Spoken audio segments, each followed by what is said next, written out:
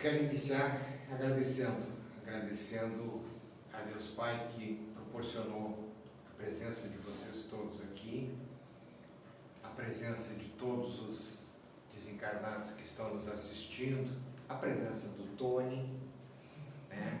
Mas especialmente que permite que eu possa estar aqui, depois de algum tempo afastado, né? Interagindo com vocês, fazendo uma das atividades que mais me recompensa, que mais eu gosto de fazer.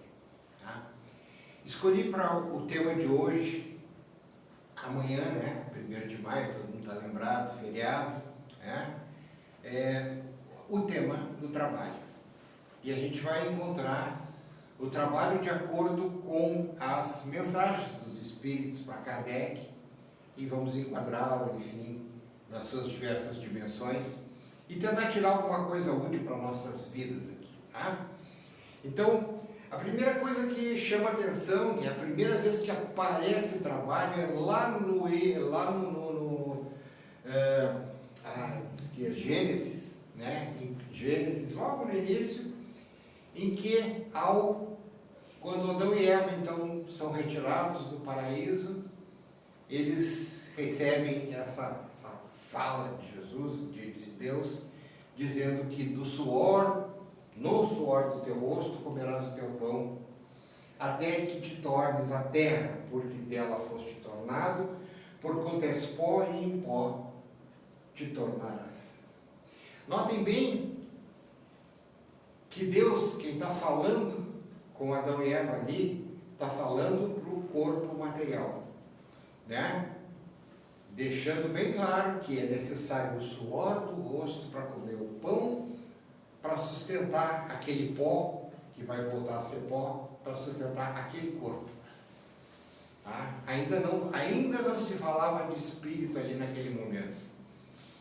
Se dizia, né, que havia necessidade de trabalhar para sustentar o corpo físico. Já é o primeiro passo. Isso foi interpretado como um castigo, uma maldição. O trabalho então passa a ser uma maldição de Deus, uma praga. Deus rogou uma praga e disse que tem que trabalhar para poder viver. Opa! Ainda assim, a gente vê hoje, né? A gente vê as pessoas se vitimizando por ter que trabalhar. Tá? Ou será que era um método de ensino? Será que, na verdade, o trabalho não era, na verdade, uma maneira de ensinar? Uma sequência de criação de oportunidades baseada na necessidade do corpo físico. É isso que nós vamos ver. Nós vamos encontrar no Livro dos Espíritos as 12 questões da 674 a 685, que fala, um capítulo específico, sobre a lei do trabalho. Por que 1º de maio, hein, pessoal?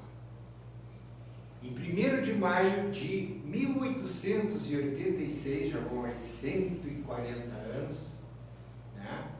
Houve uma greve em Chicago, nos Estados Unidos, em várias cidades americanas. Eles queriam trabalhar só 8 horas por dia. E fizeram uma greve bem geral, conseguiram paralisar de uma maneira bem importante a economia americana. Vários dias depois, no dia 4 de maio, houve um incidente onde houve um quebra-quebra, onde houve explosões, houve mortes dos dois lados, e a partir daí se criou todo um processo de perseguição que culminava quase sempre na pena de morte dos líderes trabalhistas. A partir daí, das consequências disso, a ONU decidiu consagrar o dia 1º de maio como o dia do trabalho ou do trabalhador, certo? E ali temos um momento histórico em que se valoriza de uma maneira diferenciada o ato do trabalho, né? Porque o trabalho sempre foi desonra, né? Meu Deus, vou trabalhar, né? Por que durante muito tempo ser bronzeado era legal? Por quê? Por que ser pálido nas décadas de nos séculos de 1700, 1600, 1800, por que ser pálido, ser branco era sinônimo de aristocracia? Porque o trabalho era na agricultura. Quem trabalhasse na agricultura se bronzeava. Então quem fosse bronzeado era trabalhador. Meu Deus, que horror, que humilhação, tinha que trabalhar. Então o bom, o chique, o elevado era ser pálido. E aí, de repente, na virada com a Revolução Industrial, se inverteu. O cara que trabalhava na lavoura foi trabalhar numa fábrica 16 horas na escuridão, na treva. Aí ele ficava pálido. Então o que os ricos inventaram? Vamos na praia nos bronzear. Vamos na praia nos bronzear. Porque ali nós não somos esses guaipeca aí, trabalhador, que são pálidos. Sempre dentro dessa ideia de que trabalhar é vergonha, de que trabalhar é humilhante. Loucura isso, né? E é com isso que a gente ainda lida muito, tá? Nós vamos conversar ao longo desse período. Mas, lá no início eu falei lei. Que coisa é essa? Lei é a consolidação das leis do trabalho? É lei trabalhista? O que é isso? Não. São as leis morais que Kardec traz em todo um capítulo muito importante, importantíssimo, do Livro dos Espíritos, tá? Porque ali, né, essas leis todas que eu estou citando ali, lei da adoração, né? Ou seja, amarás ao Senhor teu Deus de todo o teu coração e de todo o teu espírito. Essa é a adoração, né? E aí depois as outras, e ao próximo como a ti mesmo. A lei do trabalho. A lei do trabalho é uma expressão do amor a si mesmo e ao próximo. Todas elas são da reprodução, da conservação, destruição. A lei da sociedade, que nos obriga a interagir para evoluir, né? A lei do progresso, que afinal é o nosso objetivo, é aquilo que nós deveríamos estar buscando ao longo da sequência de encarnações. A lei da igualdade, Pai Nosso, né? Temos o mesmo Pai, então somos todos irmãos, precisamos ser iguais. A lei da liberdade, o livre-arbítrio, onde é que fica o livre-arbítrio, né? E a lei da justiça, amor e caridade. Na lei da justiça nós temos então a lei do karma, a lei da ação e reação. Tudo se equilibra no final para busca de uma perfeição moral. Recomendadíssimo, olha só, vai da questão 649 até a 892. São quase 250 questões que vale muito a pena ler, tá? E reler para quem já leu. Vamos pegar algumas delas. A 674 de cara, a necessidade do trabalho é uma lei da natureza? Pergunta Kardec. E o trabalho é uma lei natural. Por isso mesmo é uma necessidade. A civilização obriga o homem a trabalhar mais. Aqui já veio uma dica. Naquele tempo, há 170 anos atrás, naquele tempo, o Espírito já alertava que a civilização obriga o homem a trabalhar mais, porque aumenta as suas necessidades e prazeres, né? Ou seja, a gente, quantos de nós estão correndo atrás, muitas vezes, né? Trabalhando para satisfazer prazeres, se mata para ter, enfim, descanso. O cara trabalha o ano inteiro para poder ir na praia e ficar na esteira lá embaixo do coqueiro. Será que valeu trabalhar 360 dias para ficar 10, 15 dias embaixo, né? Que é muito legal. Mas aumenta, essa questão do aumento. Lá, há 170 anos atrás, o Espírito já estava apontando para isso. Imagina agora, né, que nós somos regidos pelo Deus como, né, consumou. Então, vamos lá. Deve-se entender o trabalho somente por ocupações materiais? A gente pensa que trabalho é só mexer com coisas assim. Não. Ele diz assim, ó, o espírito também trabalha, assim como o corpo. Então, a mente, a inteligência, isso também é trabalho. Tá? E afinal ele dá a grande definição, a definição central desse capítulo, que a gente fica pensando, tá, mas então afinal o que é trabalho? E ele define aqui, qualquer ocupação útil. Legal? Essa definição é importante, nós vamos desdobrar daqui a pouquinho. E aí vem a pergunta, por que o trabalho é imposto ao homem? E aí fecha, né, a interpretação lá de Gênesis. É uma consequência de tu ter um corpo, da tua natureza corporal. Tu tem que trabalhar para sustentar aquele corpo. O Tony, ele trabalha para sustentar o corpo dele. O primeiro que tem que tratar bem os doninhos para conseguir, mas se também não precisa, senão ele vai correr atrás do ratinho, vai correr atrás do, né, ele vai caçar um passarinho, ele vai se virar, vai andar por aqui, achar comida em algum lugar. Isso é trabalho para sustentar o corpo dele. E ele como espírito, nós sabemos, né, o trabalho espiritual que eles realizam dentro da casa da gente. Então, trabalhando o tempo todo. Tá? Por quê? Porque ele está se ocupando e porque isso é útil. Útil para ele como indivíduo e útil para o entorno dele. Certo? Então, é uma expiação, tá? Sim, pode ser uma expiação. Às vezes a gente tem naturezas de trabalho. Imagina aqueles nobres branquinhos que ficavam lá desdenhando do trabalho. Onde é que eles foram aparecer depois? Lá nas indústrias, lá, pegando pesado, trabalhando 16 horas por dia e depois fazendo greve lá em Chicago. Né? É uma expiação. Então, o trabalho, quanto mais duro, normalmente diz respeito a uma expiação. Ou quando tu está bem no início da evolução espiritual, que tu precisa ainda do trabalho manual para desenvolver inteligência.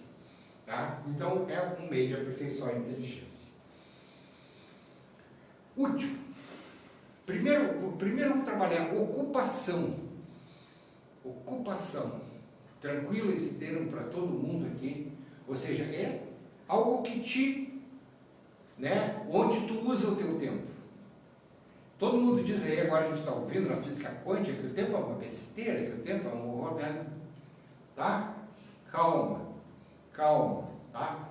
Todos nós estamos tentando um pouquinho mais de tempo, né? Um pouco mais de tempo cairia muito bem. Então o tempo não é uma besteira não, tá? Então, onde tu usa teu tempo? Isso que é a ocupação. Ocupação é como tu usa teu tempo. Porque nós aqui, ainda na lei material, tá? O tempo para nós sim é importante e a gente tem que usá-lo da melhor maneira possível. Tá? É como na escola. Aí tu está na aula e tu está dormindo na aula. Tu usou o teu tempo de aula, tu desaproveitou, tu perdeu. Né? Quem que adiantou? Nada. Então, ocupação. Agora, útil, olha só.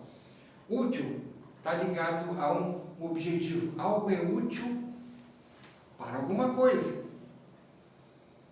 Para alguma finalidade. Pessoal, qual é a nossa finalidade? Qual é o nosso objetivo? Espiritualmente falando? Não tem outro. Evolução. É? Evolução. Então, o conceito de utilidade aqui está ligado exatamente ao seguinte: contribui para a evolução, primeiro tua, né? Segundo dos outros, porque vivemos na sociedade, temos que amar ao próximo como a nós mesmos. Então, o que a gente está fazendo é útil para o próximo?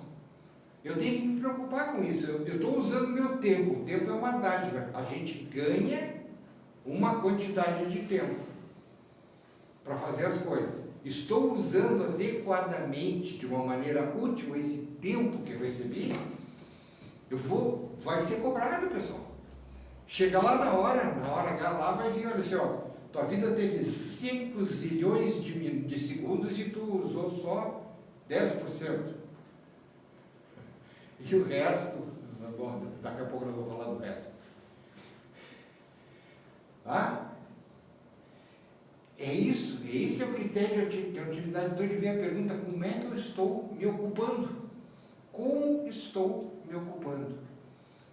Tá? E não é só trabalho, agora nós vamos entender um pouquinho mais do que negócio de trabalho. Toda ocupação útil é trabalho? Sim. Vamos lá. Professor, varredor de rua. Trabalha em casa, lavar louça, arrumar a casa ali. A Rosângela acabou de limpar o box do banheiro. Já estamos sabendo.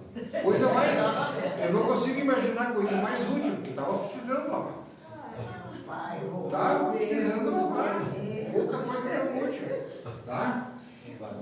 Agricultor, artista, pessoal. Aquela menina que está pintando ali, arte é ocupação útil? Quase sempre. Deveria ser, né? Deveria ser. Porque tem muitos trabalhos, por exemplo, ali, estou vendo trabalho manual. Uma pergunta, home office. Home office é uma ocupação útil? Depende da natureza do trabalho. Se ela está ali, por exemplo, auxiliando, fazendo tutorial para que explicando, dando explicações, esclarecendo dúvidas, ou trabalhando na parte burocrática da empresa para que ela serve, ok. Mas se ela estiver fazendo contatos de agenciamento de prostituição, é home office também. Né? Então a natureza, a finalidade também é. O cara trabalha numa indústria, então pode trabalhar numa indústria para fazer essas cadeiras aqui, legais, etc. Ou para fazer armas. Depois não vai reclamar. Eu estou ganhando dinheiro para sustentar minha família. Tá bom. Vamos ver se essa explicação cola lá na frente. Será? E assim por diante. Tá? Então aqui, ó, aqui tem um quadrinho muito bonitinho aqui da nossa evolução, que começamos um macaquinho, aí uma pedrinha, uma lança, uma brincadeira e finalmente viemos parar na frente do computador. Isso aí demonstra que a evolução da nossa inteligência. Mas a gente sempre tem que lembrar, falta o que nessa evolução toda aí? Evolução moral. Evolução moral. Né? A gente evolui por dois, né? São duas ordenadas e coordenadas, certo? Moral e inteligência. Nós só temos, infelizmente, para comprovar significativos resultados na inteligência. E eu ainda tenho minhas dúvidas. Eu não sei se tecnologia é inteligência. Né? Tecnologia é uma coisa, inteligência é outra. Não vamos confundir. Tá? E aí entramos numa outra parte. E aí até quando a gente trabalhava? Foi essa grande pergunta que o pessoal lá de Chicago fez lá no dia 1º de maio de 1876. Até quanto que eu preciso de trabalhar? Né? Primeiro Kardec pergunta se o repouso é lei natural. Ele diz sim, sem dúvida. O repouso, olha só, repara as forças do corpo. Precisa, porque isso aqui é uma máquina que precisa se, né, de tempos em tempos se resetar, descansar, se recuperar. A gente sabe como é que funciona isso. Mas também durante esse repouso, esse não trabalho, precisa deixar o espírito e a inteligência livre para também se reciclar, para também ter outras interesses, outras, enfim, necessidades. Tá? Nós vamos falar também daqui a pouquinho. E aí, a grande pergunta, né, a 683, qual é o limite do trabalho? Né? Quando é que o repouso é necessário? O limite das forças. Então se trabalha, e aí é por isso que às vezes é diferente para cada um. Um jovem de 30 anos vai ter um determinado limite, e um cara como eu, vai ter um outro limite de forças. Tá? Mas o importante, o que é cobrado dele, é que ele trabalhe até esse limite. E também é muito importante que ele diga, aqui eu paro, aqui eu não vou mais. Porque eu não posso estragar o que muito pouca gente compreende. Às vezes, numa foi de ganhar dinheiro, o cara vai além das suas forças e acaba estragando o equipamento antes do tempo. Tá? Muito cuidado, o limite das forças. E esse é o grande ensinamento. A gente precisa, muito jovem, né, que quase ninguém faz, e descobrir qual é o meu limite de forças. Até onde que eu consigo ir? Tá? Até onde que eu posso me cobrar um determinado trabalho. Tá? E tem a segunda parte da resposta, que é muito legal, né? Entretanto, Deus deixa o homem livre. Né? E como normalmente a gente não conhece os limites da força, né, da nossa força, a gente acha que a nossa força é muito lá, ou, né, mais comumente, muito cá. Tem gente que cansa rápido. Né? Enfim, daqui também a gente tira então a grande pergunta. Eu estou em repouso, vamos perguntar, lazer.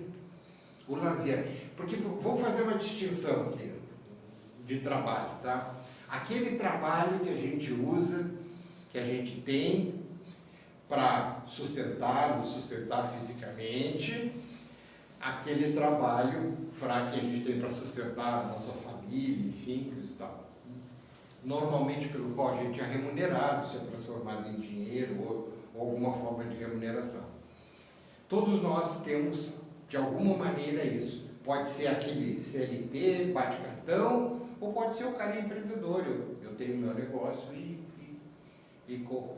Mas, tirando aquele trabalho para ganhar a vida, tá? Em algum momento isso acaba, para a maioria, para muitos. Tá? Aí eu saí do trabalho, estou indo para casa. Ou terminei, desligo o computador ali, fecha, estou livre. A partir daí, né, Rogério, é que começam as encrencas. O que eu faço com esse tempo? Tá? Vamos chamar isso genericamente de lazer. Ou seja, é um intervalo que tu ainda tem forças, tu ainda está disponível para fazer alguma coisa, mas já terminou aquele teu principal compromisso com o trabalho. E tu pensa que tu está de folga, tu está livre. É ali que o Espírito falou na questão anterior. Mas Deus deixou o homem livre. E quando a gente fica livre, quase nunca dá certo. É ou não é? Olha só, formas de usar o teu tempo livre, o teu lazer, aquele momento de repouso, tá? De lá para cá, não, me atraco no celular e vamos lá, vamos jogar tudo, eu quero bater todos os recordes. Ou, né, eu vou lá para uma rave, lá para um baile tenebroso, sombrio, ou, né, sabe, entretenimento químico. Ou, me junto com o meu pessoal é só para relaxar, só estou relaxando. Era isso que eu dizia, né, mas é só para relaxar um pouquinho. Né? Ou então, a gente sai para dar uma caminhada, a gente tem um hobby, assim, adoro cozinhar. Me reúno com a família, vou mexer com bonsai, pego uma leitura, um bom livro. São formas de ocupar o tempo quando a gente não está trabalhando. Qual delas aqui é útil? Quais são úteis? Quais as que primeiro te elevam como espírito, desafiam a tua inteligência, cobram novas habilidades, e quais te levam para o caminho que normalmente leva para uma obsessão. Tá? Então esse é o grande momento, mas Deus deixa o homem livre. Tá? Muito cuidado. cuidado, vamos nos policiar com isso. Tá? Como é que é aquela do, né, tempo livre, né? Tempo, ociosidade e morada do capeta. É a morada do capeta, alguma coisa assim. É uma ideia por aí. Tá? Ou seja, não permitam que a tua inteligência, o teu espírito se ocupe, né, ou fuja dos seus compromissos. Né? Essas atividades daqui, ó, são aquelas atividades que te levam, aquelas lá pode te perturbar. Existem, eu só coletei ali algumas, mas a gente sabe o quanto pode. Ou simplesmente essa daqui, né? Essa é a favorita de todas. Né?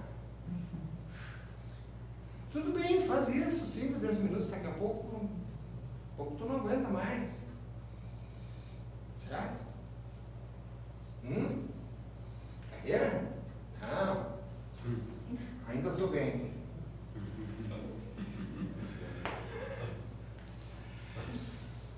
Vocês não vão aguentar mais uns 2 ou 3 minutos.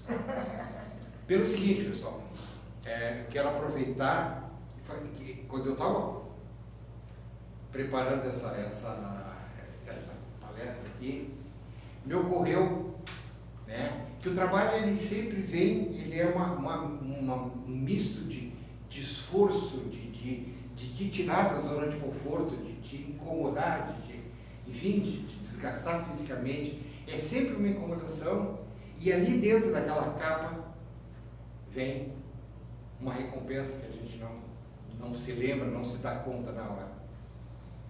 Há uns 5 anos atrás eu fui contratado por uma empresa lá em Serafina Correia. Né?